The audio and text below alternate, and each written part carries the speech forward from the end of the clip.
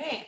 Hello and welcome to the Middle East Forum Speaker Webinar Series. I'm Stacey Roman and I will be moderating this discussion today.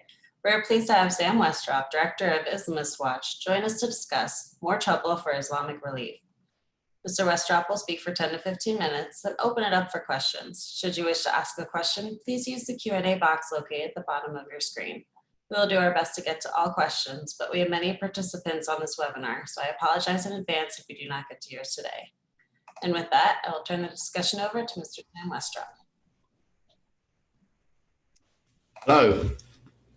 Last month, the Times of London reported that the head of Islamic Relief, a very prominent international charity based in the UK, Hishmat Khalifa, had referred to Jews as the grandchildren of monkeys and pigs.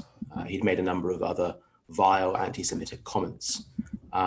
Islamic Relief, upon the newspaper article being published, fired the anti-Semitic leader and said, "We abhor this kind of hatred, we abhor this kind of bigotry, this will not happen again." But it has happened before. Just last year, the Middle East Forum caught the head of Islamic Relief USA, Khalid Lamada, expressing similar violent anti-Semitic ideas. Also another official, a man named Yusuf Abdullah, who had quoted a hadith, a saying of the Prophet Muhammad about finding Jews wherever they are and killing them. Now, our reporting of that at the time got some international attention because it just so happened this anti-Semitic Islamic Relief official was speaking with Ilhan Omar at an Islamic Relief event in Florida.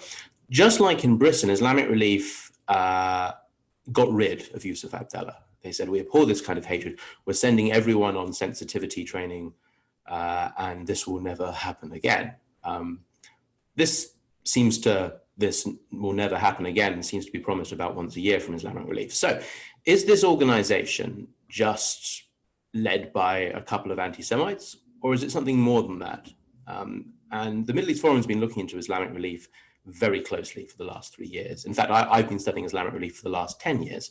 And most of the information out there today about Islamic Relief comes from our research. And what we have found is that Islamic Relief is the flagship institution of the global Muslim Brotherhood.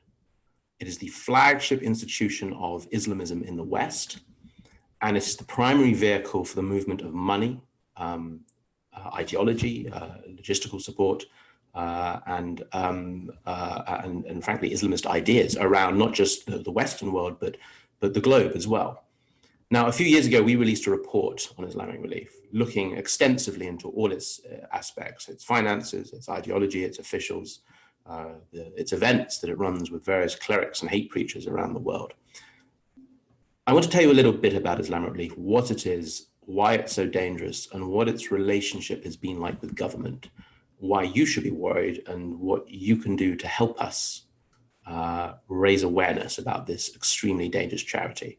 So, founded in the 1980s, Islamic Relief, founded in Britain, in the United Kingdom, was set up by a number of students who had just recently been to Sudan and seen conflict and famine affecting people there. And they said, according to the official narrative, they said, this poverty is terrible, we must do something about it. And they raised money from going to local mosques and gradually turned what was just initially a volunteer program into a professional organization. That professional organization over a decade grew and grew. It established offices overseas. It established fundraising and offices and whole other branches overseas. Today, Islamic Relief is the largest Islamic charity in the world, pretty much. In the US alone, it raises $100 million. Its branches, all told, raise just over $200 million across the globe. This is an organization with enormous financial power. Its supporters are not just Muslim communities, they're governments, the UN, the EU.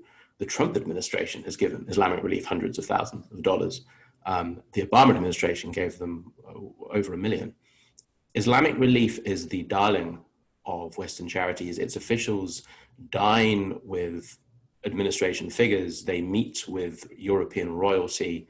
They're praised by prime ministers and presidents around the world. They are a charity. They are enormous. And they do do some of the things they claim to do. They do house the homeless, they do feed the hungry, they do take care of people in dire need. And this makes one wonder then, well, even if there is this radical background, this radical guiding ideology, does that matter if they're being benevolent, if philanthropy is their main method of work? Then really, is there such a problem? And I would say yes, and here's why. As I mentioned, founded in the 1980s, Islamic Relief was founded by students who belonged to the Egyptian Muslim Brotherhood. The Egyptian Muslim Brotherhood has, since its very beginning, expanded its reach, expanded its influence by making sure to infiltrate every civil and social institution it can possibly think of. In Egypt, the Muslim Brotherhood didn't just try to take over the mosques, it took over charities, it took over pharmacies, drug dispensaries, it took over youth groups and community centers. The same with Hamas, by the way, which is an arm of the branch of the Muslim Brotherhood. It grew to fame in Gaza because it distributed medicine at low cost. Compared to the corrupt PLO, it was seen as the pure Islamic alternative. Around the world, Islamists use charity to advance ideology. And it's not even just groups as pernicious and as careful as the Muslim Brotherhood. Even Al-Qaeda in Mali a few years ago, when they took over some towns, set up welfare programs. ISIS had an enormous welfare state in place. Charity and welfare is key to the Islamist ideal. It doesn't just offer legitimacy and credibility to Islamism as a political force and as a representative voice for Muslims. It also allows them to recruit Muslims. It allows them to fundraise in ways that are not, directly tied to violence. It gives them power and legitimacy in a way that just being a violent opposition group doesn't. Islamic Relief, I believe, is a key part of that international Islamist effort to advance Islamist ideology, using charity as a shield, as addressing extremists as philanthropists. That's what Islamic Relief fundamentally is. And yes, they do real work, they do real charity, but that charity has an underlying agenda, has an ultimate aim.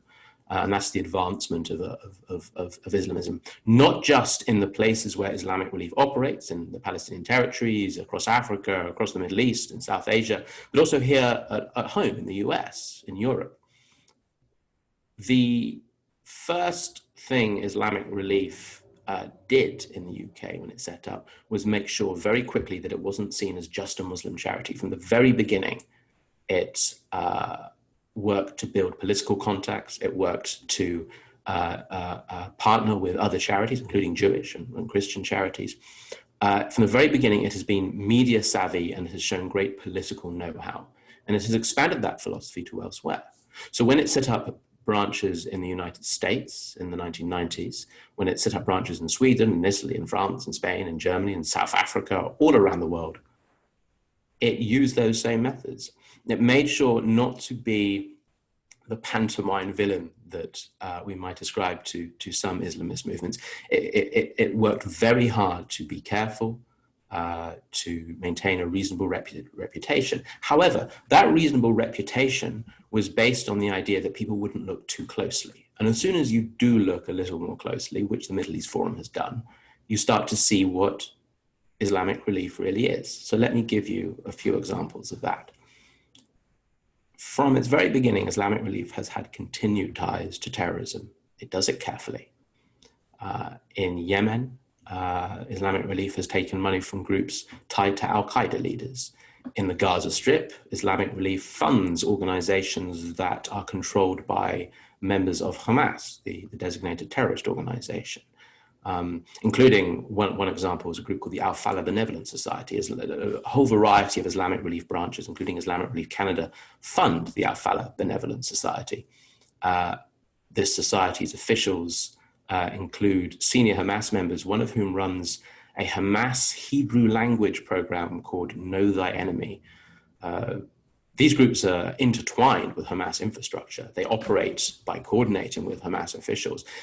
And Islamic Relief can fund them because these groups are not designated themselves. Now, that hasn't stopped Western governments from prosecuting charities in the past. In 2008, a very prominent terror finance trial prosecuted a group called the Holy Land Foundation, a huge Islamist charity. They got them partly based on the fact that the Holy Land Foundation was funding proxies for designated terrorist organizations, even though those proxies weren't designated themselves. But Islamic Relief has done exactly the same, and for some reason, the same more aggressive approach hasn't been applied to Islamic Relief's activities, perhaps because the political will just isn't there, perhaps for other reasons. But Islamic Relief knows how to tread the line, and it gets away with it very well. It's not just the Gaza Strip. Even in South Asia, we can see that Islamic Relief works closely with officials and activists tied to Jamaat Islami, a South Asian Islamist movement connected to decades of violence and acts of mass murder.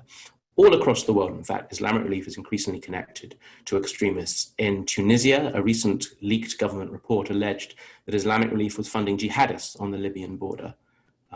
And across the world, you'll find similar examples. When President Morsi, the short-lived Muslim Brotherhood president of Egypt, was overthrown, his cabinet were arrested. And one of those arrested was a man called Essam al-Haddad. Now, Essam al-Haddad was one of the co-founders of Islamic Relief. He was also the foreign spokesperson, the foreign affairs spokesperson for Mohammed Morsi, the Muslim Brotherhood president. What the Egyptians alleged in their prosecution of Morsi and his defendants, including al-Haddad, was that al-Haddad had used Islamic Relief to fund branches of Islamic Relief in Egypt and to use those funds to support terrorism. Now, the Egyptians never went into enough detail to explain their allegations further. But there is no doubt that while al-Haddad was working for the Egyptian Muslim Brotherhood government, he was also still involved in Islamic Relief. That is known, that is proven. Today, Haddad sits rotting in a jail cell. And because the Egyptian government is perhaps not the most reliable source of information, perhaps we'll never know the exact details of how Islamic Relief was involved with that government, but we do know there was some involvement. And the same is true, as I've said, across the world, where there are Islamists, Islamic Relief seems to be present. Now, this extremism can also be found here in Europe, in the US as well. You just have to look at the branches, the events they run, the people they associate with. I've already mentioned the various anti-Semitic trustees and officials of Islamic Relief, but every week in the US, in England, in France, in Italy, and Germany, they run events with extremist clerics who call for the killing of homosexuals, for the killing of Jews, for hatred of women, for hatred of Shia Muslims and other minorities. Islamic Relief is indelibly tied into every extremist cleric pretty much in the Western world. Having said all this, I mentioned at the beginning that Islamic Relief has been careful in its main good political contacts. Despite this extremism, despite the fact that Britain's paper of record just last month found that the head of Islamic Relief's board was making these anti-Semitic comments, Islamic Relief continues to be wined and dined by too many international governments, by too many governments, by too many international organizations. Islamic Relief officials continue to meet and be met with by members of the Trump administration. I mentioned that taxpayers' money has gone to Islamic Relief. Over the last 10 years, we believe over $70 million of taxpayers' money from Western governments has ended up in the pockets of Islamic Relief, and thus ultimately subsidizing terror through their fundings of various proxies and extremist groups. And we see that media and Jewish organizations and Christian organizations and interfaith groups are more than happy to portray Islamic Relief as this great benevolent force. Islamic Relief is very good at what it does.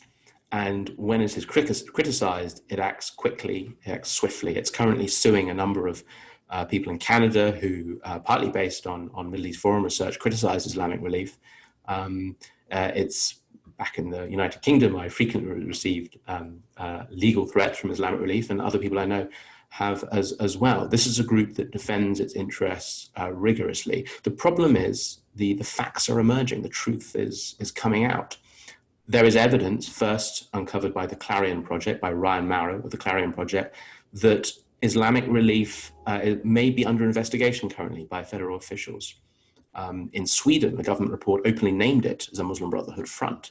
In Germany, the federal government and the local a local state government has done the same. In Italy, local officials condemned its partnership with extremist groups, extremist charities. In the UK, the Charity Commission, the government's regulator of charities, has investigated Islamic Relief's partnership with extremist clerics. In Canada at the moment, there's a great deal of media interest from the right on the fact that two of the frontrunners for the Conservative Party leadership race are involved with, or have appointed staff who are involved with Islamic Relief. So there is a growing understanding that Islamic Relief is not a pleasant organization, at the very least, and at best, that Islamic Relief is part of a sinister international Islamist network. And that realization will continue to grow, but Islamic Relief is fighting tooth and nail to keep its reputation intact. And we can see some effect already. We've seen that over the last 5-6 years, the amount of funding from European governments to Islamic Relief has decreased a little.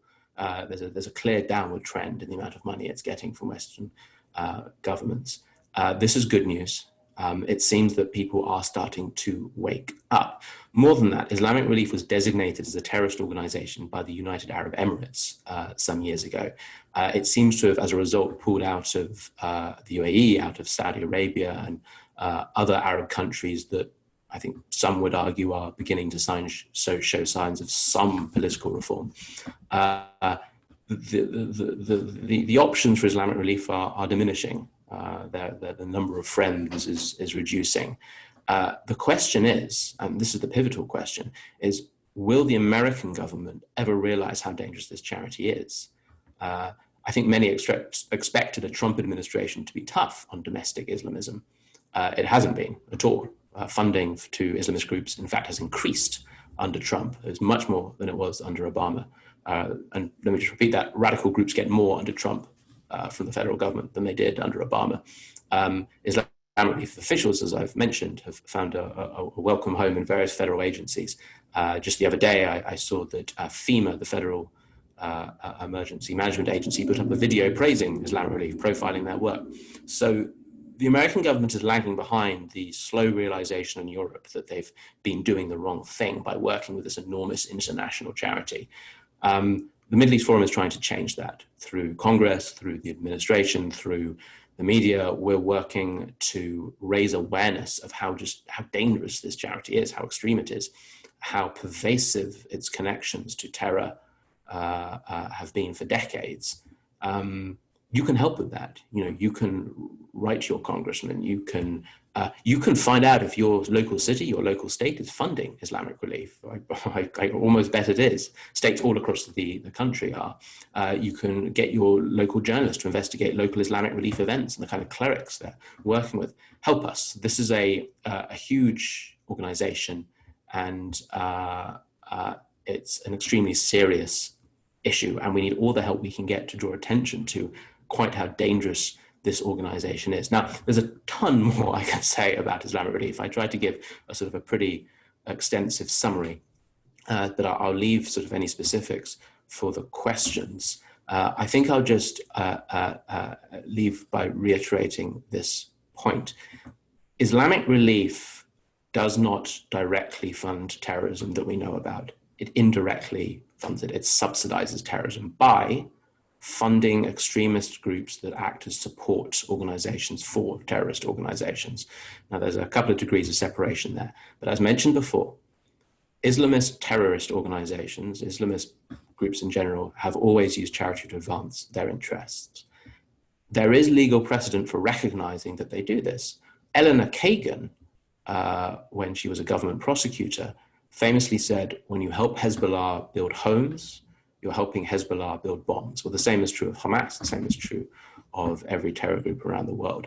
Islamic Relief helps Hamas build homes.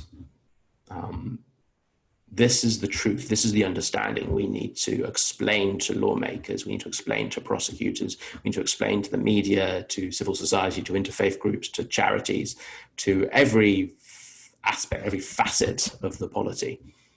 We need your help to do that. There's a lot to do, for sure. I recommend you go to the Middle East Forum website and read our report, Islamic Relief, Charity, Extremism and Terror. That goes into a huge amount of detail. And I'm, of course, happy to answer any specifics in the questions now. Thank you. All right, thank you so much. That was quite a lot of information in a short amount of time. The first question in it is, you were discussing all these different countries and how they are doing their own investigations. You mentioned Israel and the UAE have already banned Islamic Relief. Why do all these countries need their own investigations? Well, Islamic Relief operates differently in every country it is. It's very malleable. It works to adapt to the laws, to the rules, to the principles and media standards of every country it operates in. Currently, it's actually suing the Israeli government. Just announced this a few weeks ago. It's suing the Israeli government to oppose its designation in Israel. So it'll be interesting to see what happens with that. But it's banned or investigated in different countries for different reasons. The Israelis obviously banned it because it alleged it was funding Hamas.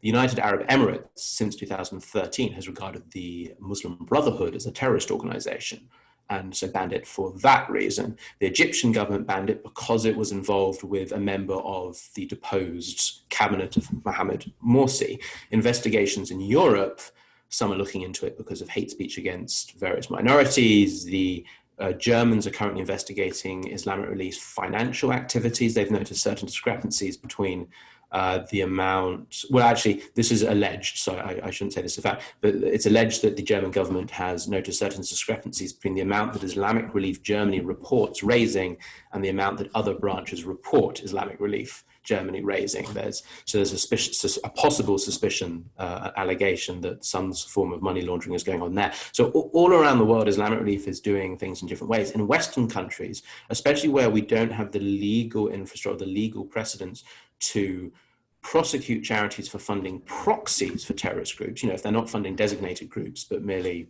proxies or merely groups that are alleged to be proxies, then obviously terror finance may not be the way to go, in which case a sort of an Al Capone approach of going after Islamic Relief for its other crimes under hate speech laws in European countries, under in the US for an Al Capone style attack, for any sort of crime that Islamic Relief may have committed, or at the very least violations of its IRS responsibilities as a 501c3. In every country, there are different ways to go after Islamic Relief. In every country, Islamic Relief operates differently. That's why different approaches are required. Islamic Relief adapts to every country it's in. So in our fight against Islamic Relief, so should we. Okay, thank you. How is Islamic Relief using the current COVID-19 situation to advance Islamism? Yeah, that's a good question. So, and this is not just limited to Islamic Relief. This is something that a lot of Islamist charities are doing. As soon as Islamist groups are very good at exploiting a crisis in the West, and given how important charity is to Islamism, charity can step up. So what better way to defer any government investigation or media criticism or general criticism of your activities than by being a great benevolent voice actor during a time of crisis. And so Islamic Relief, along with other Islamist charities, have been at the forefront of setting up coronavirus campaigns and distributing medicines and food and masks and so on. They are exploiting this crisis because they know this is the best way to accrue legitimacy, credibility. Again, they're very good at what they do. Yeah. What would happen if another US administration is voted in? I'm sorry, could you repeat the question? What would happen if, say, Biden was elected? Oh, elected, sorry. That's an interesting question, isn't it? Because as I said, many would have expected a Trump administration to be tough on domestic extremism. It hasn't been. Islamic Relief hasn't received as much money under Trump as it did under the Obama administration, but it has continued to meet with officials. I think the main lesson you can draw, well, the main thing you can anticipate from a Biden administration is that nothing would change when it comes to Islamic Relief. It is already embedded in the federal government. It is already receiving money from the federal government. It is already meeting with administration officials and cabinet members as well. I think that would continue. Maybe the money would increase. Maybe more federal monies would be given out. My worry is that if there is an active federal investigation by some law enforcement agency in the United States, my worry would be that under a Biden administration, that might be shut down. Under the Obama administration, a considerable number of counter-terror investigations were simply stopped, including including investigations that were focusing on Islamist charities. So possibly a Biden administration would do that. I'm saying this based on the fact that the Biden campaign has been willing to associate with Islamists tied to the same networks Islamic Relief is involved with. This is another topic, but by one of Biden's campaign advisors and sort of his voice on Muslim community matters is a member of a group called Mgage, which is a Islamist political lobby group. Its officials are tied to Islamic Relief and to other similar Islamist groups. I'm not optimistic that a Biden administration would do the right thing, but we're certainly going to explain to them and try and convince them to do so. Understood. So it would appear that as soon as one publicly speaks out against Islamic Relief or its members, they sue. So what tactics can be taken to defend someone? So the wonderful thing about the United States, of course, is that you have the most reasonable libel laws in the world compared to, say, Britain, where any defamation suit very much favors the plaintiff. So in the US, I think we can be aggressive. The huge problem in the US is the pusillanimous media, which don't want to investigate. And by the way, of course, I'm mostly talking about mainstream media, the New York Times, the CNN, but also the right as well, which some elements of right-wing media, which have also been weak on this question, that are growing increasingly disinterested in Islamism, despite its enormous continued relevance to the safety and security of the United States. So the media is terrible at investigating this stuff. Sorry, it's not just terrible, it won't, it refuses, it almost always has. It's very interesting. I started my talk by pointing out that the Times of London, this is Britain's paper of record, this is our New York Times, this is our Wall Street Journal, this is our main paper. The Times, of its own accord, investigated anti-Semitism at the head of the world's biggest Islamic charity. Can you imagine the New York Times doing that? They won't, they simply won't. Not just because they generally steer clear of investigative journalism unless it relates to Trump, but also because, this is a topic that is politically unpalatable. And I would say the one slightly more impressive thing about European media is that it will investigate news its editorial team don't like. They'll recognize that journalism can trump politics from time to time. That seems to be missing from, I risk this turning into a rant about the media, so I'll stop there. But the media is key in the US. We can do a great deal if we can just convince them, the media, to talk about this, to report this, even if critically, just discuss the thing. This is a charity that's getting millions of dollars from American taxpayers. There's an obvious right of the taxpayer to know what the hell their money is being spent on. So that's I think the main thing. When it comes to other avenues, getting Congress to cut Islamic Relief off from federal funding is key. We'll be working on that. Getting the administration to stop meeting with Islamic Relief. So again, you can write to your congressman, you can write to the administration, you can write to your state governments and your city governments to make sure they're not working with Islamic Relief. You can monitor Islamic Relief events in your area. They have branches, little local branches all over the country. You can find out what they're doing, see the clerics they're associating with, get your local journalists interested. There's 1,000 things we can do. There's 1,000 things we're trying to do. What we need now is grassroots support. What we need now is you. Well, that sounds like a fantastic place to end. Can you just tell us a little more about where to find some more information? I know you already mentioned it, but for anyone that came in late. So if you Google Islamic Relief extremism or Islamic Relief terror, our report should be one of the first on Google. Otherwise, just go to the Middle East Forum, look through at the Islamist Watch project. We have written a ton on Islamic Relief, hundreds of articles over the last few years. I recommend reading also anything written by the Investigative Project on Terrorism and by the Clarion Project. They've also covered this subject very impressively. And keep an eye on Islamic Relief news in your local newspaper and let me know when you come across it. I know I keep saying that, but I can't stress how much I want your help. All right, thank you so much. Unfortunately, we've come to the close of our webinar. Thank you again, Mr. Westrop, for speaking with us today. Thank you. For our viewers, please be on the lookout for our forthcoming weekly webinar offerings invitation coming out this weekend. Thank you all again for joining us, and I hope you have a wonderful day.